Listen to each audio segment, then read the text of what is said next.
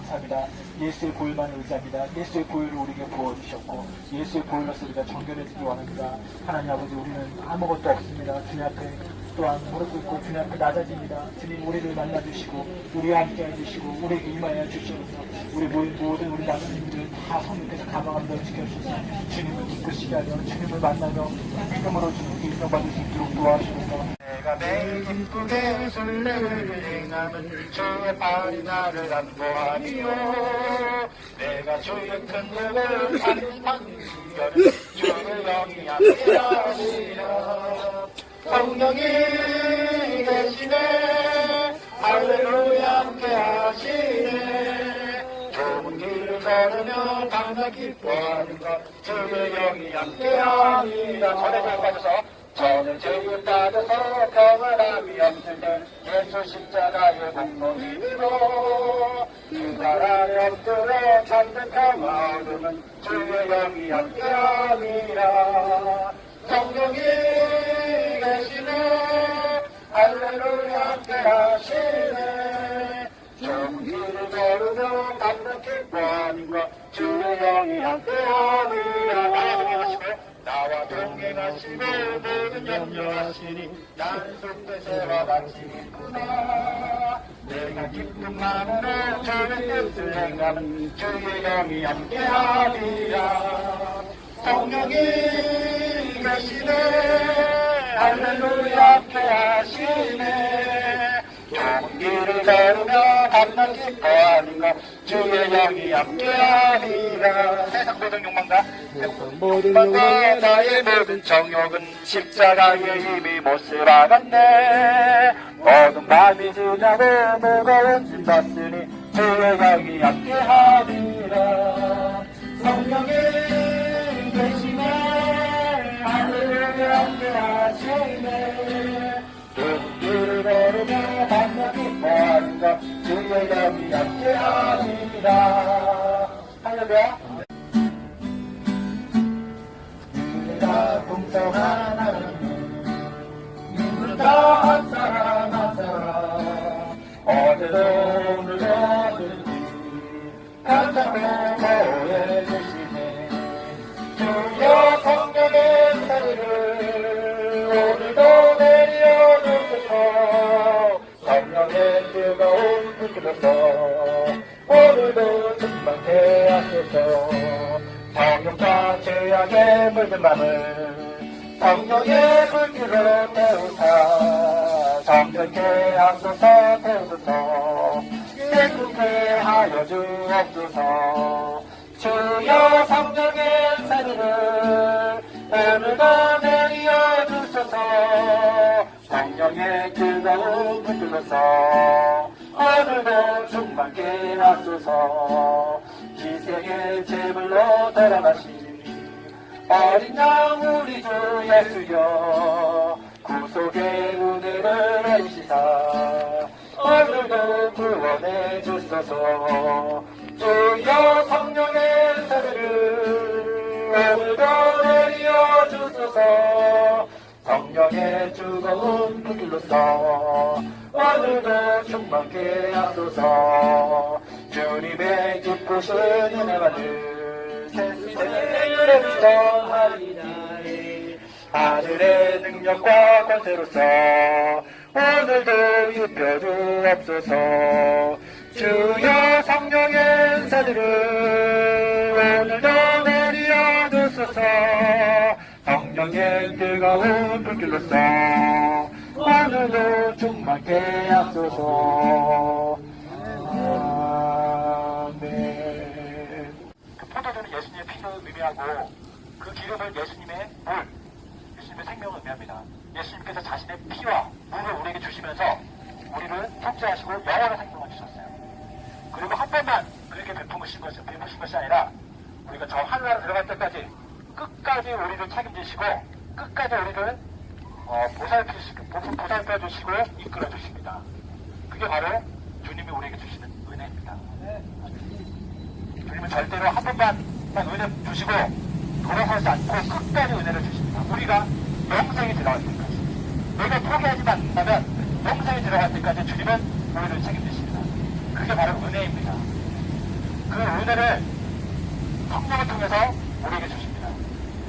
그리고 예수를 믿고 난다면은 영원히 지옥에서 새로운 사람으로 태어났어요. 그런데 그 갓난아기를 한번 생각해보세요. 갓난아기가 무엇을 할 수 있나요?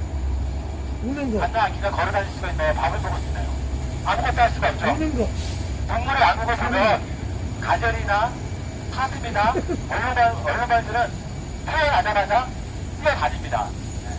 태어나자마자 맹수한테 잡혀먹지 않기 위해서 막 뛰어다녀요. 하지만 사람의 아기들은 어때요? 태어나자마자 아무것도 할 수가 없어요.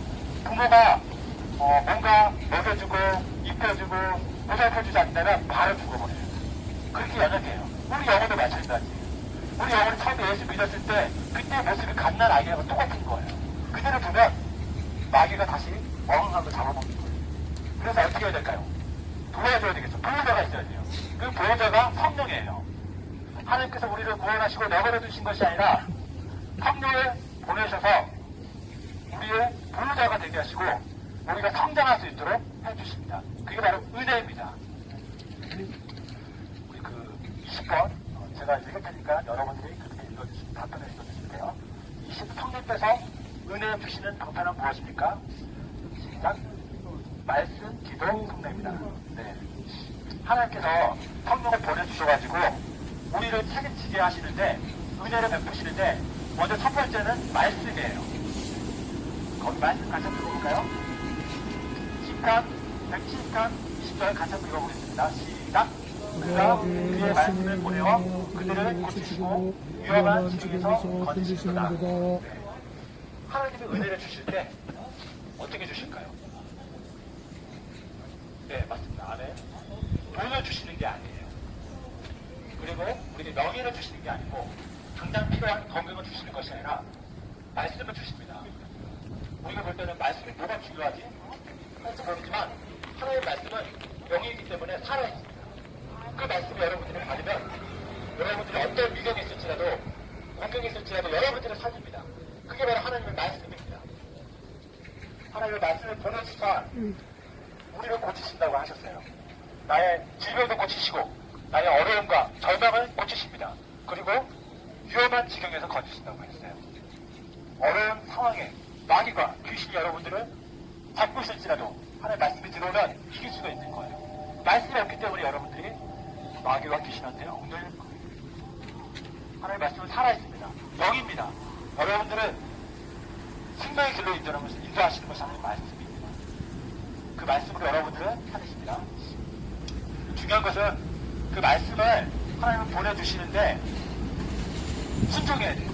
순종하지 않으면 아무 소용이 없어요. 말씀이 살아있고 하나님의 영이고 할지라도 내가 순종하지 않는다면 그 말씀이 여러분들은 위경에서 건져낼 수가 없는 거예요. 내가 순종할 때만에 그 말씀이 나에게서 살아서 활동력 있게 운동하는 거예요. 그래서 나의 모든 어려움들을 이겨내게 하는 거예요. 순종해야 됩니다. 그럴 때 하나님의 은혜가 여러분들에게 나타납니다. 두 번째는 기도입니다. 기도를 왜 하는 거죠? 한풀이 하는 것일까요? 답답하니까 나의 한풀이 나기 위해서 기도하는 것일까요? 기도라는 것은 하나님을 믿기 때문에 하는 거예요. 그분은 전능자이시고 또 나의 아버지이기 때문에 내 목소리를 듣는다. 그런 믿음이 있기 때문에 기도를 하는 거예요. 그것이 바로 하나님이 은혜를 주시는 방편이에요. 말씀 같이 한번 읽어보겠습니다. 히브리서 4장 16절 시작. 이름으로 우리는 인도하심을 받고 때를 따라 받는 은혜를 얻기 위하여 은혜의 보좌에 함께 나가는 것입니다. 네. 궁휼하심이 뭐냐면 불쌍히 여긴다는 거예요. 부모가 자식을 낳았어요. 그 갓난아기 아무것도 할 수가 없어요. 그 갓난아기를 바라보는 그 모습이 바로 궁휼이에요. 하나님은 우리를 그렇게 바라봅니다. 그리고 때를 따라 우리가 좋을 때나 어려울 때나 기쁠 때나 슬플 때나 항상 은혜를 얻기 위해서 하나님의 은혜 보좌 앞에 나아간다고 얘기했어요. 은혜 보좌 앞에 나아간다는 얘기가 뭐냐면 기도한다는 거예요. 하나님 앞에 나가는 거예요. 도와달라고. 때를 따라 은혜를 달라고. 때를 따라 나를 위경에서 건져달라고. 때를 따라서 나를 살려달라고. 그것이 바로 기도입니다. 하나님은 그 기도를 통해서 은혜를 주십니다. 세 번째는 성례인데요. 성례라는 것은 거룩한 의식이에요. 율법에 보면 제사 드리는 방법들이 있어요. 율법에 보면 여러 가지 법도 있고 많은 의식들이 있는데 예수님이 오셔가지고 그 의식들을 다 끝나버린 거예요. 다시 제사를 드릴 필요가 없어요. 그러니까 이제들 다시 뭐 짐승을 잡거나 또는 율법을 말하는 그러한 의식을 지킬 필요가 있냐? 필요가 없어요. 예수님이 완성을 했거든요. 그래서 더 이상 우리가 구약에서 말하는 그 율법에 따라서 의식에 참여하지는 않습니다. 하지만 예수님이 명하신 의식이 두 가지가 있어요. 다른 것들은 다 완성했지만 다시 우리에게 주신 명령하신 의식이 있는데 그게 뭐냐면 세례와 성찬입니다. 세례는 뭐냐면 물속에 들어갔다 나오는 건데 나의 옛사람을 물속에서 예수님과 함께 장사 지내고 이제는 물에서 올라올 때 예수님과 함께 새로운 사람이 되겠습니다. 고백하는 거예요. 예수님과 함께 살겠습니다. 예수님을 떠나지 않겠습니다. 그게 바로 세례예요. 성찬은 예수님의 살과 피를 기념하는 건데 예수님의 살과 피를 지금 먹을 수 없기 때문에 포도주와 빵이죠. 포도주와 빵을 먹으면서 예수님을 기념하는 거예요. 예수님의 살과 피를 기념하는 거예요. 예수님의 피는 죄사함, 예수님의 살은 영생, 죄사함과 영생을 우리가 기념하고 그것을 얻은 것을 고백하는 거예요. 그리고 그것을 주님 오실 때까지 전하는 것이 성찬이에요. 이걸 통해서 하나님 우리에게 은혜를 주십니다. 그 다음에 21번 성령께서 우리에게 주시는 능력은 무엇입니까? 시작. 1번 진리의 말씀을 깨닫게 하시며 실천하게 하시며 실천한 말씀을 증거하게 하시며 십자가를 지게 하시며 능력을 주십니다. 우리는 예수를 믿고 난 다음에 구원을 받았는데 너무 연약해요. 갓난 아기와 같은 너무 보잘 것 없고 아기가 긁기만 하면 넘어질 수밖에 없는 그런 연약한 자예요. 절대로 이 땅에서 살아갈 수가 없어. 그런데 하나님께서 성령을 보내주셨어요. 그 성령님은 우리에게 능력을 주십니다. 어떤 능력? 이 세상에서 승리할 수 있는 능력을 주십니다. 그 능력은 뭐냐면 말씀을 깨닫게 하시는 거예요. 우리 요한복음 14장 26절을 같이 한번 읽어보겠습니다. 시작. 그래서 그 아버지께서 내 이름을 부르실 성령 그가 너희에게 모든 것을 가르치고 내가 너희에게 말한 모든 것을 생각나게 하리라. 하나님은 우리를 고아처럼 버려 두시지 않고 승리할 수 있도록 여기요. 마귀와 귀신을 싸워서 이길 수 있도록 성령을 보내주셨는데 그때가 못 알아요. 성령께서 우리에게 그 능력을 주십니다. 마귀와 귀신이 이길 수 있는 능력을 주시는데 그 방법은 뭐냐면 말씀입니다. 세상에 있는 그런 지식은 머리가 좋으면 잘할 수가 있어요. 그런데 하나님의 말씀은 공부해서 깨닫는 것이 아니에요. 머리가 좋다고 해서 말씀을 잘 아는 것이 아닙니다. 그 말씀은 성령께서 깨닫게 주셔야지 그렇지 않으면 절대로 하나님 말씀을 알 수가 없어요. 성경을 100번 읽어도 성경을 완성해도 성령께서 깨닫게 해주시지 않으면 절대 알 수 없는 것이 성경입니다. 왜냐면 성경은 하나님의 말씀이고 하나님의 말씀은 영적인 것이기 때문입니다. 그런데 그 말씀을 깨닫게 해주시는 분이 누구냐면 바로 성령이에요. 우리 인간의 지혜로서 인간의 지식으로서는 하나님의 말씀을 알 수가 없어요. 절대로. 믿음도 안 생겨요. 하지만 성령을 보내주셔서 성령께서 우리 마음을 열어주셔가지고 하나님의 말씀을 듣게 하시고 깨닫게 하시고 그 말씀을 순종할 수 있는 능력을 주시는 거예요. 여기 읽었죠?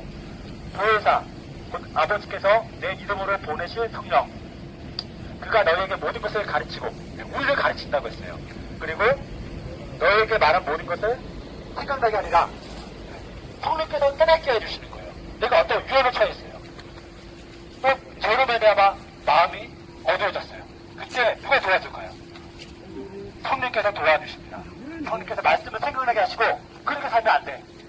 하나님의 말씀을 떠올리게 하면서 하나님의 뜻 가운데로 가도록 인도해 주십니다. 그게 바로 성령입니다. 그리고 성령께서는 그 말씀을 실천할 수 있도록 도와주는 거예요. 내가 방탕한 생활을 끝내고 술을 끊어야 되겠다. 그 마음을 가질지라도 그게 상당히 어려워요. 하지만 성령께서 도와주시면 할 수 있습니다. 인간은 안 되지만 성령께서는 가능합니다. 그리고 마지막에는 십자가를 지시게 하는 능력을 주십니다. 누가복음 14장 27절 같이 한번 읽어보겠습니다. 시작. 누구든지 자기 십자가를 지고 나를 따르지 않는다도 능히 내 제자가 되지 못하리라. 네. 여러분들이 신앙생활을 왜 하나요? 주님을 사랑해서 하겠죠? 하나님은 우리에게 약속하셨어요. 하늘나라를.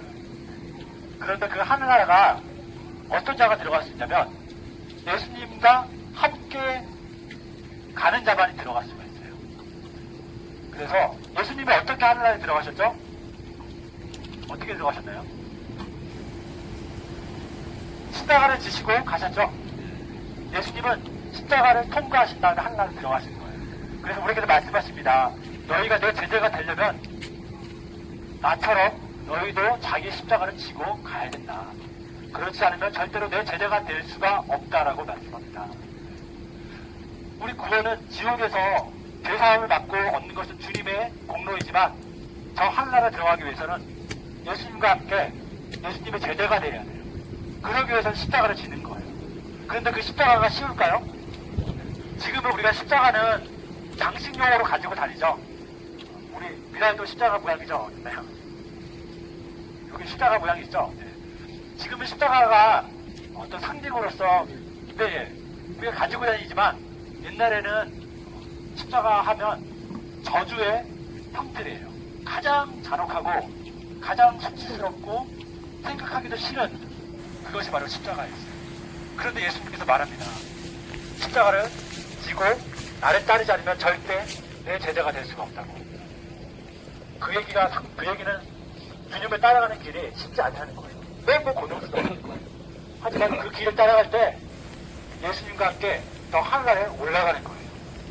저 하늘나라에서 여러분들이 그 보좌에 갇히지 않는다면 그 영광은 이 땅에서 이스라엘 회장이 누리는 영광과 비교할 수가 없습니다. 어떤 왕이 누리는 영광과 비교할 수 없습니다. 거기에 대한 소망을 가지세요. 저는 그 소망이 있어요. 그렇기 때문에 힘들어도 날마다 인내하고 참고 나아갑니다. 여러분에게도 그 약속이 있습니다. 어렵더라도 여러분들 십자가를 지고 걸어가시기 바랍니다. 십자가를 지는 것은 여러분들을 괴롭히게 하기 위해서 여러분들한테 어떤 고행을 종교생활을 하기 위해서 그런 것이 아니라 주님이 여러분들한테 영광을 주시기 위해서 우리에게 그렇게 말씀하시는 거죠. 그게 우리에게 아니라 우리 22번 죄인이 어떻게 의롭다함을 받을 수 있습니까? 시작.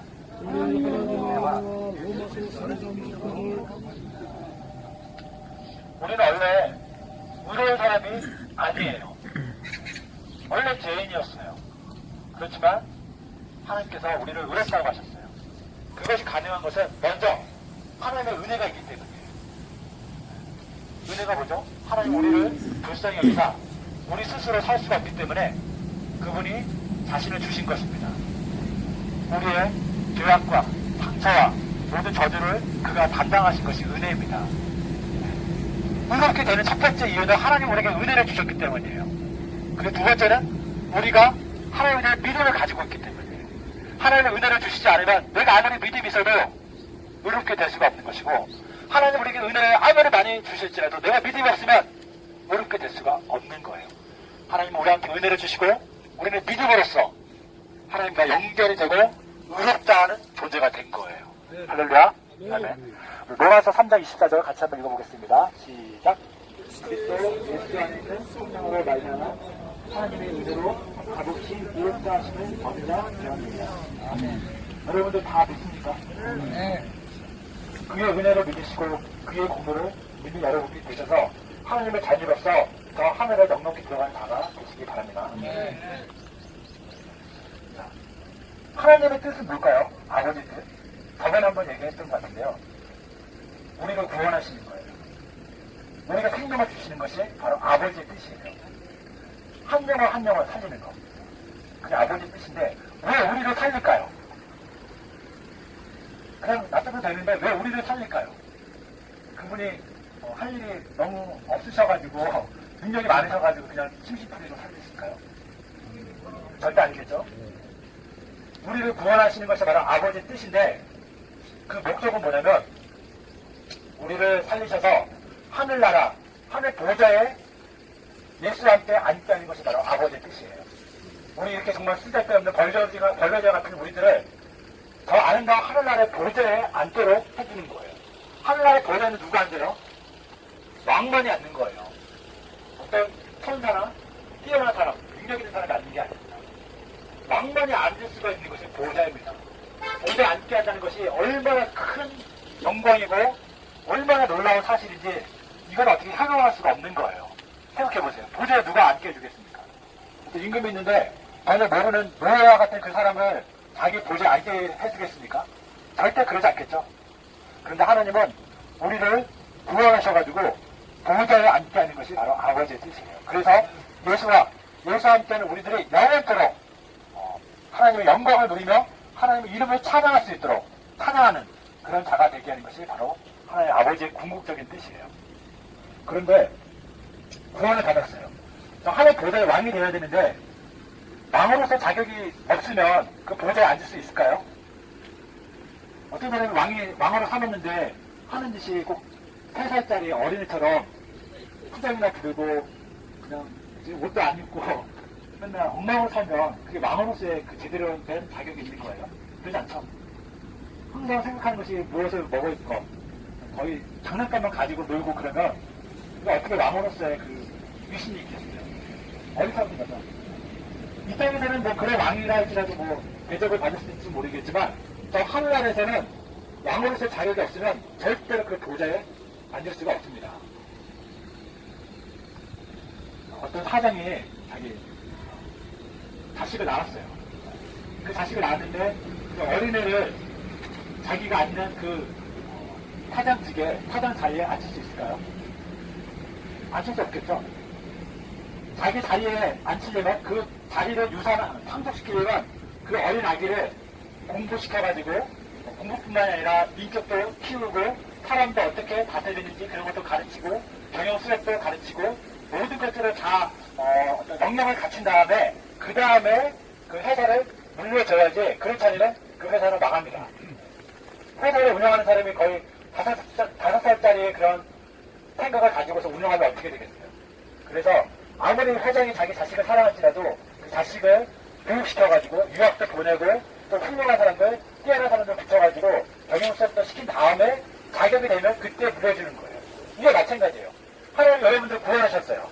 서로 구원받았을 때는 아직은 세상에 있는 그런 여러 가지 죄의 속성들을 가지고 있죠. 여전히 뭐 술을 드시는 분도 있고 방탕한 것을 좋아하시는 분도 있고 욕을 잘하시는 분도 있고 주먹을 잘 쓰시는 분도 있는데 그런 모습을 가지고 저 하늘나라에 하늘나라에 보좌에 앉을 수 있을까요? 그렇지가 못해요. 하늘나라에 보좌에 앉기 위해서는 그 왕대로서의 자격을 갖춘 자만이 갈 수가 있는 거예요. 그 자격은 뭐냐면 거룩함이에요. 예수님과 같아야 돼요. 하늘 보좌에는 예수님이 앉을 곳입니다. 그래서 우리도 그 보좌에 앉으려면 예수님과 같은 그런 하나님의 형상을 닮아야 돼요. 여전히 방탕하고 사람 때리고 욕하고 미워하고 그런 사람은 하늘나라 보좌에 앉을 자격이 없어요. 안 주십니다. 그렇기 때문에 우리가 성화라는 게 필요한 거예요. 성화. 23번 성화란 무엇입니까? 시작. 성령의 계속적이며 은혜로우신 도우심으로 다시 한번 제가 읽어볼게요. 23번 성화란 무엇입니까? 시작. 성령의 계속적이며 은혜로우신 도우심으로 죄인을 힘들게 새롭게 하셔서 하나님의 형상을 닮아가게 하시며 선한 일을 할 수 있도록 하는 것입니다. 네. 처음에 우리가 태어난 아기는 인격체가 아니에요. 배고프면 달라 그러고 그냥 똥 싸면 울고 어떻게 보면 거의 본능밖에 없어요. 그렇죠? 애기들은 본능으로 살잖아요. 애기가 어떻게 다른 사람에 의해서 양보할 수가 있고 다른 사람에 의해서 희생할 수 있겠어요. 우리가 처음에 예수 믿고 변화받았을 때는 그런 모습이에요. 그렇지만 갓난 아기가 이제 계속해서 부모님의 보살핌과 또 이제 교육도 시켜주고 또 사람들을 만나면서 학교에 다니면서 자기가 이제 지혜도 쌓이고 지식도 쌓이고 인품도 잘하면서 온전한 인격체가 되는 거잖아요. 그와 마찬가지로 우리도 성령께서 지속적으로 계속해서 우리를 보호하시면서 양육하십니다. 그래서 죄인의 두 번째, 죄인을 순결케 새롭게 하셔서 하나님의 형상을 닮아가게 한다고 했어요. 하나님의 형상이 누구죠? 맞습니다. 아멘. 하나님의 형상은 예수님입니다. 예수님을 닮아가도록 성령께서 역사하십니다. 예수님은 바로 하늘나라의 왕이십니다. 우리도 하나님의 나라를 상속받을 하늘나라의 왕자들로서 하나님의 형상인 예수님을 닮아야 됩니다. 예수님처럼 거룩하고 예수님처럼 의로워야지만이 우리가 하늘 보좌에 앉을 수 있는 거예요. 하늘 보좌의 자격이 주어지는 거예요. 그래서 가증되고 거짓되고 악하고 온전치 못하고 방탕한 사람은 하늘나라 보좌에 앉을 수가 없는 거예요. 그래서 우리가 변화해야 되죠. 그러면 예수님의 형상이 완벽히 되는 것이 가능할까요? 하나님의 형상이 예수님처럼 된 사람이 있을까요? 아무도 없겠죠. 우리는 육체가 있기 때문에 항상 죄가 떠올라요. 불가능해요. 그래서 어떤 사람은 어차피 나는 예수님처럼 될 수 있는 사람이 이 땅에 없기 때문에 그냥 내가 멋대로 살 거야. 불가능해. 포기해버리고 그냥 제 멋대로 산다면 그건 잘못 생각하는 거예요. 우리는 예수님처럼 완벽해질 수는 없지만 예수님처럼 나아갈 수 있습니다. 주님 말씀하시기를 자기 십자가를 지지 않으면 내 제자가 되지 못한다고 얘기하셨어요. 자기 십자가를 지고 갈 때 넘어질 수 있어요. 예수님처럼 완벽하게 희생할 수는 없지만 자기 십자가를 지고 가는 것이 바로 그리스도의 형상을 닮아가는 거예요. 그런 자가 하늘나라 보좌의 왕자로서의 자격이 있는 거예요. 그게 거룩해지는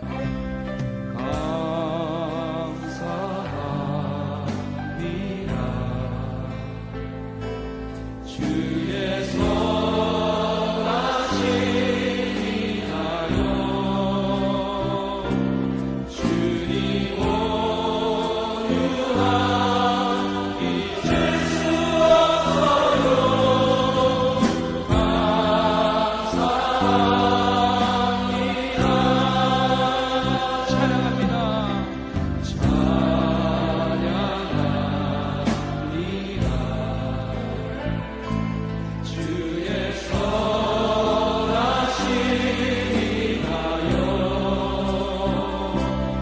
주님